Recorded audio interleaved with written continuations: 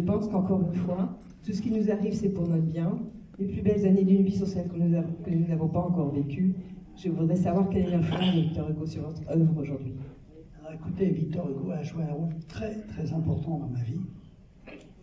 Et j'avais à l'époque 5 ans. Quand j'ai entendu parler de Victor Hugo pour la première fois, j'étais dans un train avec ma mère, on était recherchés par la Gestapo. On descendait de Paris, on allait en zone libre.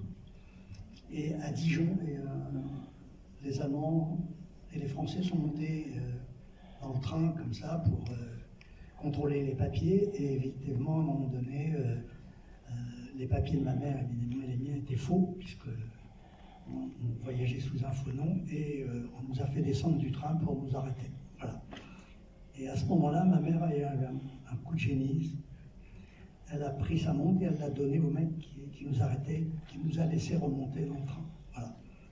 Et on est remonté dans le train, ma mère s'est écroulée, elle s'est mise à pleurer, et elle a dit « Oh, quel Thénardier !» Et je lui ai dit « Qu'est-ce que c'est qu'un Thénardier ?»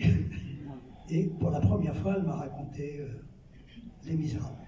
Voilà.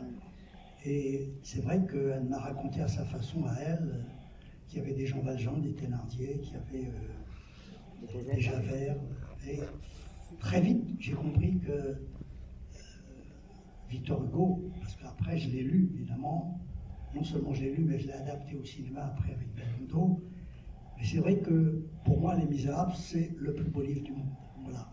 Si vous voulez, c'est la Bible en compréhensible et la Torah en clair. Voilà. Mais ça raconte exactement la même chose.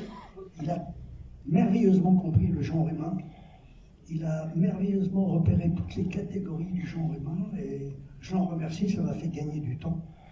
Voilà, et donc quand j'ai adapté Les Misérables, c'était un hommage que je lui ai fait. Et puis en plus, comme je vous le disais tout à l'heure, cette phrase extraordinaire, quand il disait « Les plus belles années d'une vie sont celles qu'on n'a pas encore vécues », c'est vrai, je le vérifie. Même à 87 ans, je me suis jamais autant marré. Voilà.